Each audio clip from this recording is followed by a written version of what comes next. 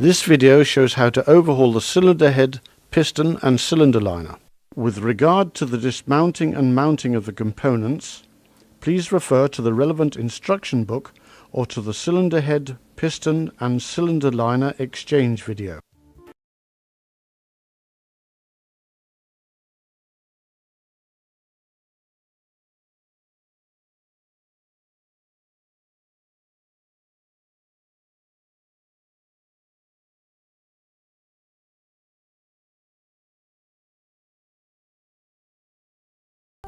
This film shows how to use the tools which are available for the L&V 2832H type of engine.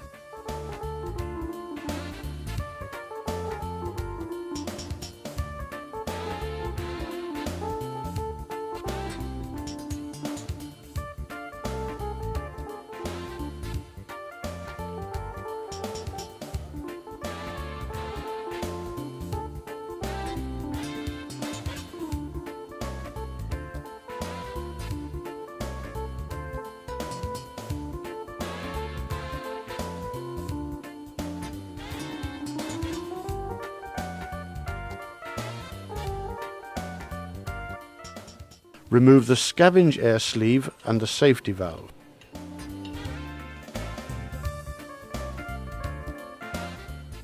For instructions regarding the overhauling of the safety valve, please see work card 605/01.25.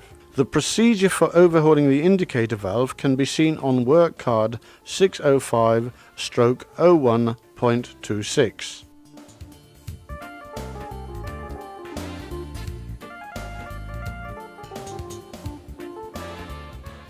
Land the cylinder head on the work table. Make sure that the valve spindle supports have been mounted on the underside of the table. Remove the cylinder head lifting tool.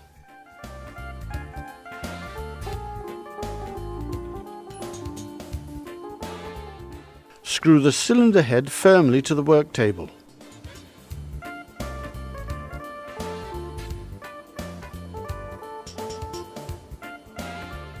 Remove and discard the gasket.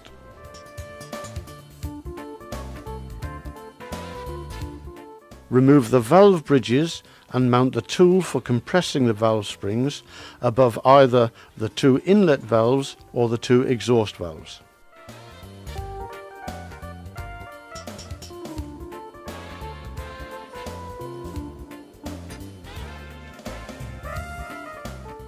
Tighten the nut to compress the springs and then remove the cone rings.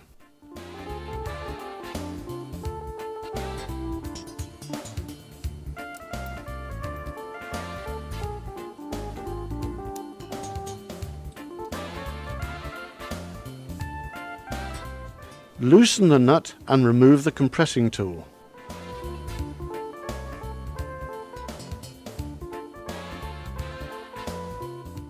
Remove the valve rotators and the springs. For instructions regarding the inspection and overhaul of the valve rotators, see work card 605/01.15. Remove the cone rings, valve rotators and springs from the other set of valve spindles in the same way.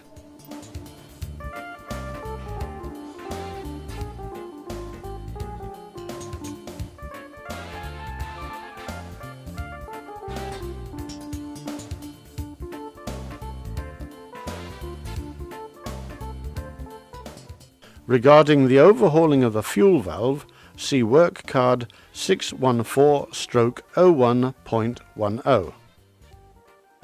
Turn the cylinder head upside down and remove the valve spindle supports.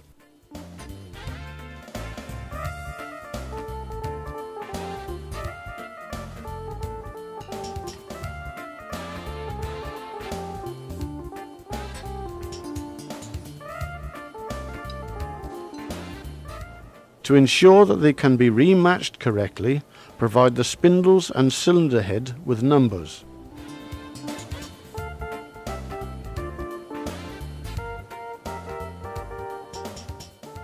Remove the valve spindles.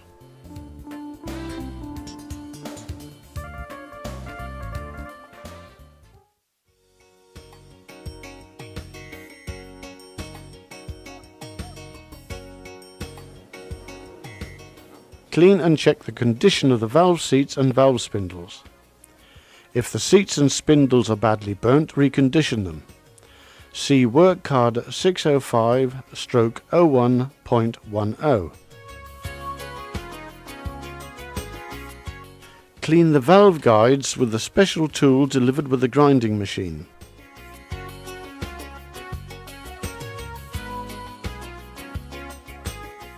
Mount the grinding machine and grind the valve seats following the instructions of the grinding machine supplier.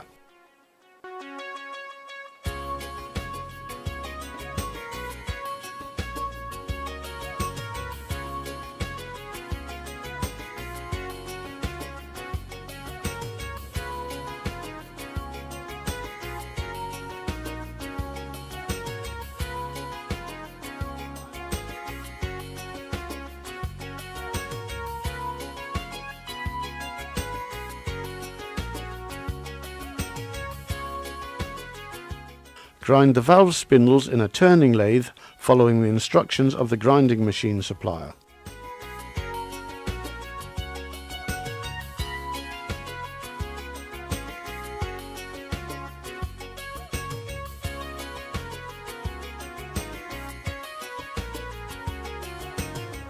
Remove and discard the O-rings from the valve guides.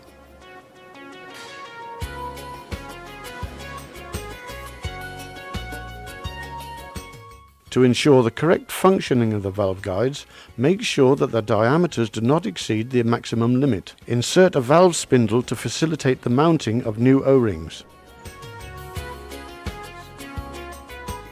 Insert new O-rings using another spindle to press the O-rings completely into the groove.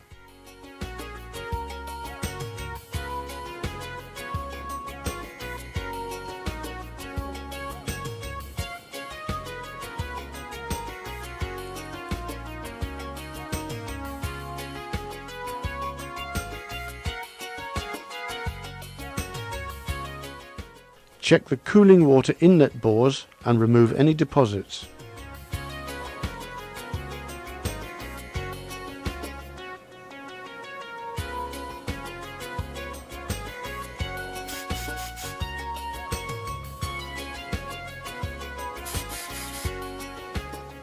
Turn the cylinder head around and check the cooling water outlet. Pour water into the cooling water outlet and ensure that water flows from all the inlet bores in the bottom of the cylinder head. If necessary, clean and flush the bores.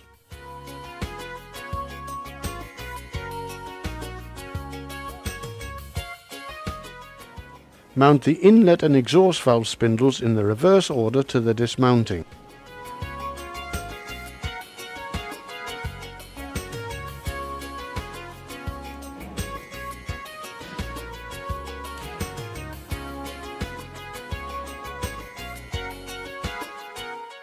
Make sure that height H2 does not exceed the maximum limit. Remove the valve spindle supports.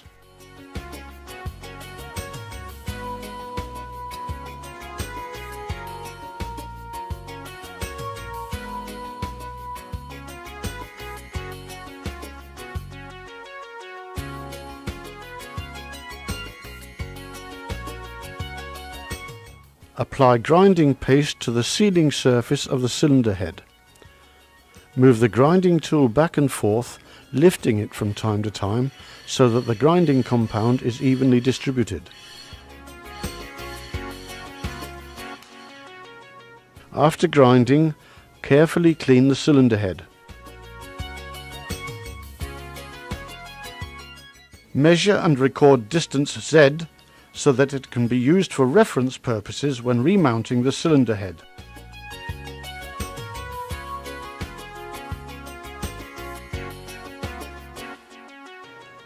Mount the valve bridges and remove the securing screws.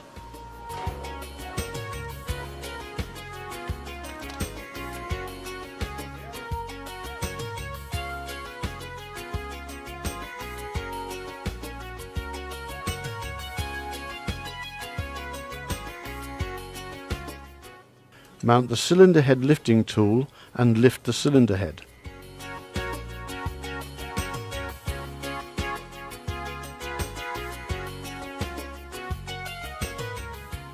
Remove and discard the O-rings.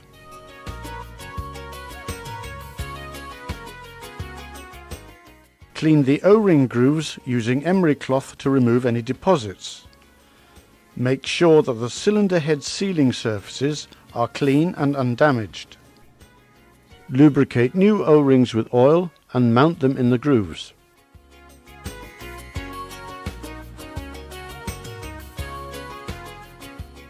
Lubricate the safety valve with Molykote or a similar product and screw it into the cylinder head.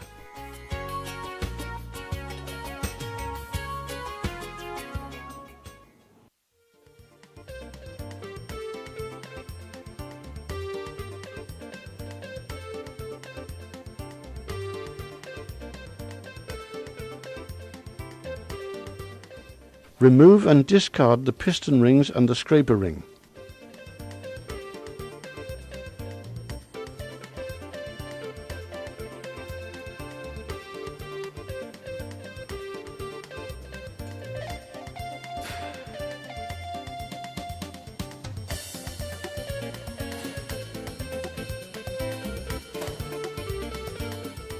Clean any deposits off the piston.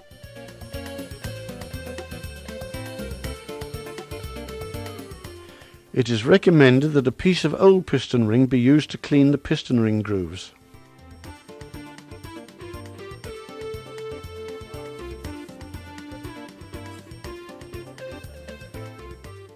Clean off any deposits from the inside of the piston.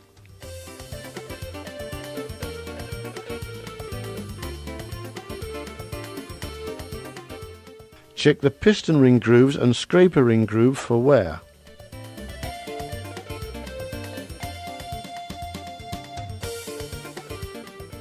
The piston must be scrapped if the wear limit line on the testing mandrel is exceeded.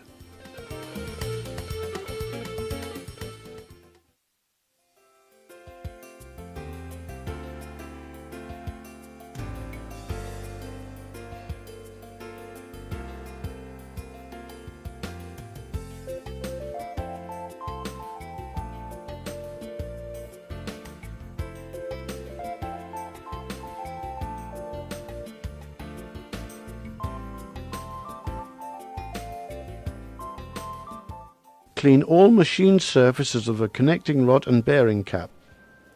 Clean the serrated joint faces and threaded holes with a volatile solvent and then blow dry with compressed air.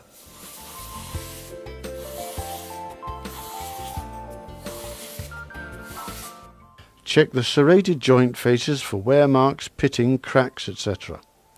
Refer to work card 606/01.15 for possible rectification and reuse criteria. Enter observations in the connecting rod inspection report. Clean the threads of the screws or the studs and check them for seizures. Lubricate the threads with Molykote or a similar product and check that the screws or the studs can be screwed fully home by hand. Take great care that the lubricant does not come into contact with the joint faces of the bearing. Also check for seizures or pitting on the contact surface of the screw heads. Assemble the bearing without bearing shells.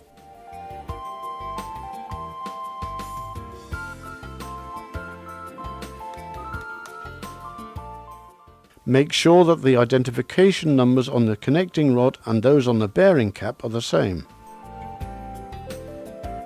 Hand tighten the bearing assembly.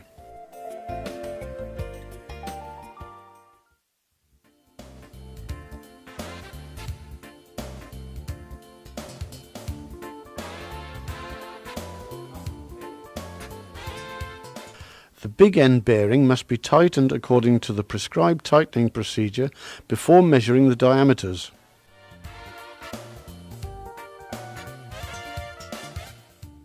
Adjust the torque spanner to 400 Newton meters. Using an initial torque of 400 Newton meters, tighten the screws in the tightening sequence shown.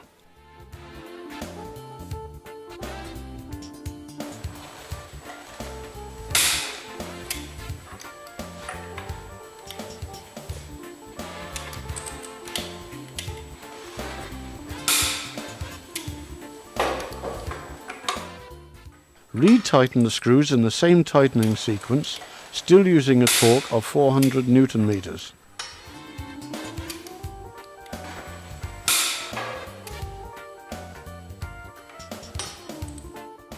Make marks on the 4 screws and the connecting rod with a felt-tipped pen.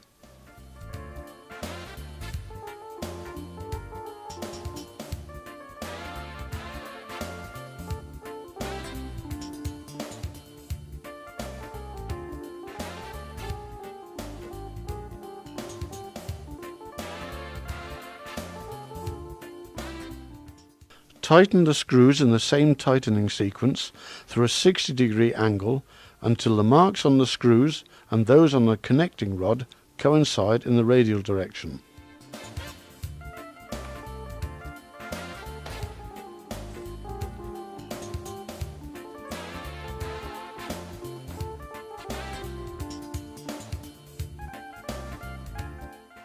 Adjust the torque spanner to 700 Newton meters. Check the tightness of the screws. If the screws cannot be tightened further at this torque of 700 Newton meters, they have attained the correct tightness.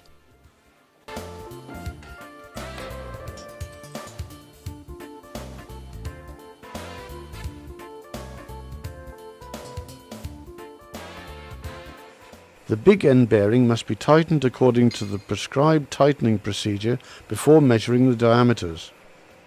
Clean all joint faces and mount the hydraulic tools. Make sure that all the parts engage correctly. Connect the hydraulic tools to the high pressure pump. Vent the system if necessary and increase the oil pressure to the prescribed value.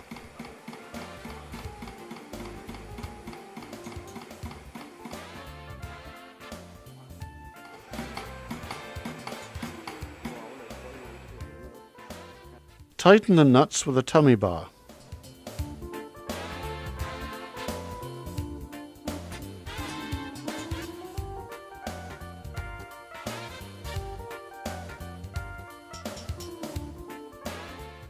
Relieve the system of pressure and remove the hydraulic tools.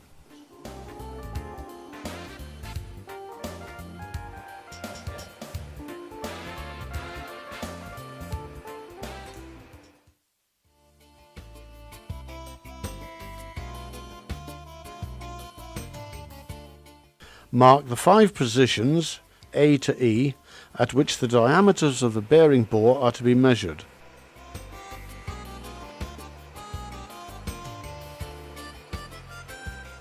Measure the diameters in the middle of the bore and note down the result in the connecting rod inspection report. The maximum ovalness is defined as being the difference between the largest and smallest diameter measurement. Please refer to page 600.35 for maximum allowable ovalness values.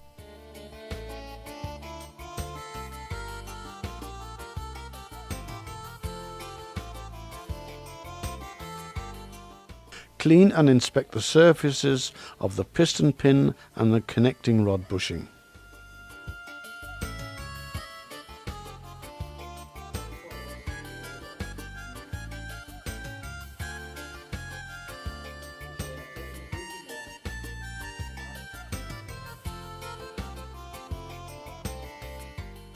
Insert the piston pin and measure the clearance between piston pin and connecting rod bushing. The maximum allowable clearance values are given in page 600.35.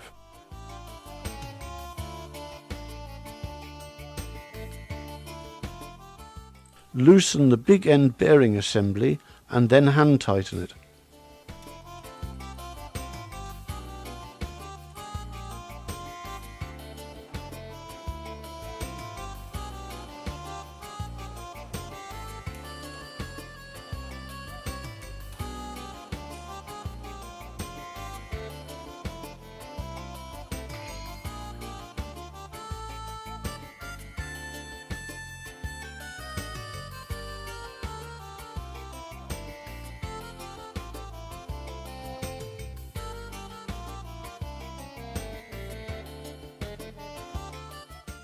Inspect the big end bearing shells through the magnifying tool. For help in evaluating bearing conditions, please refer to work card 606/01.16.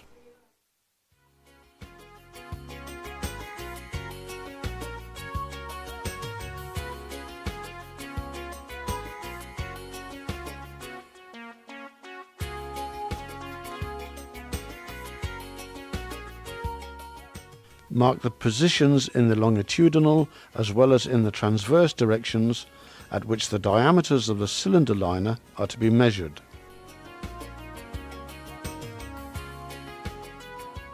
Make sure that the measuring tool has approximately the same temperature as the cylinder liner. Measure the diameters in the longitudinal as well as in the transverse directions and enter the results in the measurement of cylinder liner report. Please refer to page 600.35 for information regarding permissible cylinder line wear values.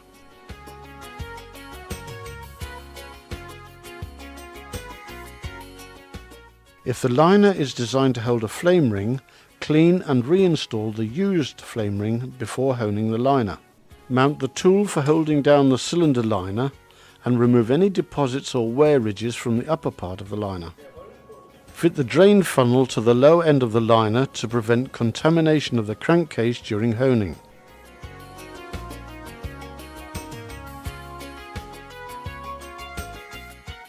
Lubricate the honing tool and the liner with honing oil or cutting oil.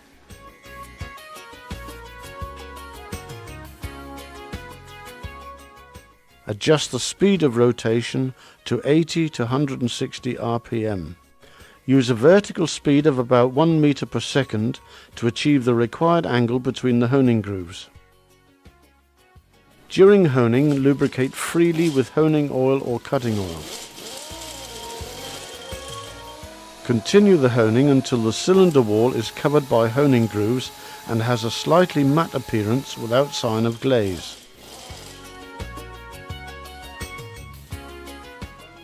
Clean the cylinder liner carefully and remove the tool for holding down the cylinder liner.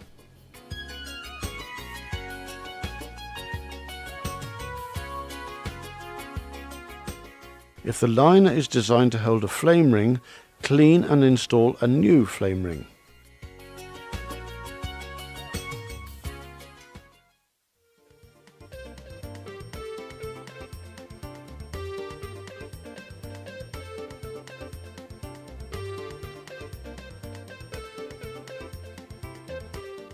Remove and discard the old sealing ring at the top of the cylinder liner. Apply grinding paste to the grinding tool. Move the grinding tool back and forth, lifting it from time to time to allow the even distribution of the grinding compound. After grinding, clean the cylinder liner carefully and mount a new sealing ring.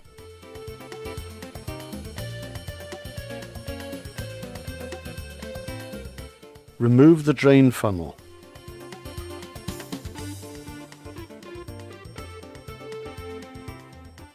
Measure and record distance Y.